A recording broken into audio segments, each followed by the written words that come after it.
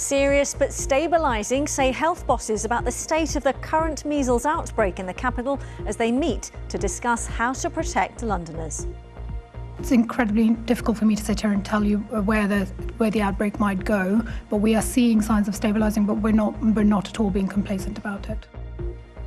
Also on the programme, we speak to the new person in charge of giving victims a voice here in London and the challenges in making that happen. Plus, we're at London's newest nature reserve. We'll tell you where and why it's been quite a journey to get here. And Paddington. Have we met before? Perhaps in a distant memory? no stopping the bear as the West End's Paddington the musical sweeps the board at an awards ceremony last night.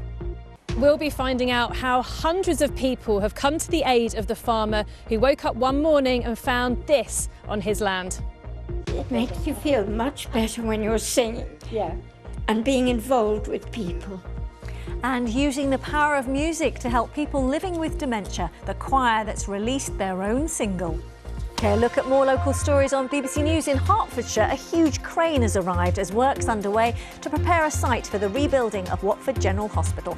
In Surrey, how a garden gnome became part of a court case over a disputed strip of land near Dorking, and how an Essex town's history is to be celebrated with new signs welcoming visitors to Harlow. To check them out and other stories, just head over to the BBC News app. London's new Victims Commissioner says the justice system is in crisis, with long court delays and a police force still struggling to rebuild public trust.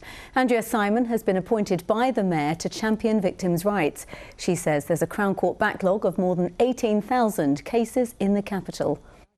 That is just an incredibly difficult and traumatic process for victims who are held in limbo waiting for their cases to be heard and to get justice. And so that's an unacceptable delay which is causing many victims actually to withdraw.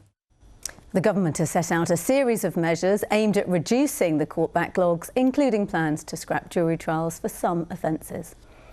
The London Assembly is due to hold an urgent meeting later over the outbreak of measles across the capital.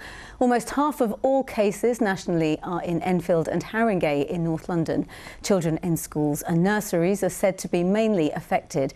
Health leaders will discuss the impact and what more can be done to contain the spread of the virus. An abandoned sports field in West London is now the capital's newest nature reserve.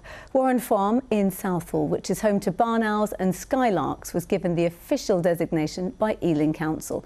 It follows a campaign by Brent River Park charity, whose petition was signed by more than 26,000 people. New sports facilities are also being planned for the site. Dementia choirs and their benefits for the brain are well known, but one in North London is not just singing, they've also written and recorded their own song. Members of the Sam Beckman Group spent the past year working on it. They laid down the track in a studio in Crouch End and are now enjoying the end result. It starts with a baby smile, a simple melody. It is a lovely song. We've been practicing a lot, so, you know, and it's nice to perform. I've got brother who's an actor, so I've always been in the shadows, so this is nice to be at the front for a change.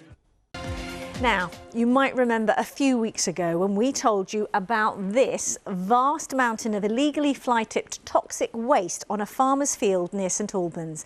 And as the owner of the land, the cost of clearing it fell to him, which he said was unaffordable. Well, the media coverage prompted a Good Samaritan to help and start a fundraiser. What happened? Well, Victoria Cook has the story. When these pictures appeared in the media recently, it shocked the country. Nearly 200 tonnes of toxic rubbish, everything from household items to clinical waste, just left on a farmer's field. Archie Ford saw the pictures and started a fundraiser. In just a matter of weeks, it's at nearly £60,000. I thought it'd be, a really protracted thing of, begging family and friends to add a bit and, hopefully raising some to help out. And then 3 days later, we'd raised best part of £50,000 and have exceeded that now. So, yeah, it's been a really humbling experience, experiencing people's generosity. What a brilliant thing you've done. Thank you so much. Thank you. Today, a chance for Archie to meet Will, the kind neighbour who's helping the farmer deal with the situation. I find the response of people is staggering. It just proves to me that there is goodness out there, that humans do care. And I think it also indicates to me how wrong everybody thinks that the law is, that creates a criminal because he is a victim of crime. It's lorry loads of waste that have probably come from people's households and, like you can see, bathroom renovations and things like that. The National Farmers Union says no farmer should be in a situation to need a fundraiser like this and says the law should do more to protect them. In this case, I think the thing is anybody can see just how unfair this is. You know, the victims of the crime shouldn't be the ones having to pay for clear up. They themselves would be liable if they didn't clear it up, and that's just not fair. And I think that's really shown in the public strength feeling that everybody agrees with this and something needs to change. The farmer here, who didn't want to appear on camera, said the fundraisers now hopefully covered the entire cost of the clean-up. But he and other landowners want this story to show just how vulnerable they can be and how changes in the law are needed. Victoria Cook, BBC London.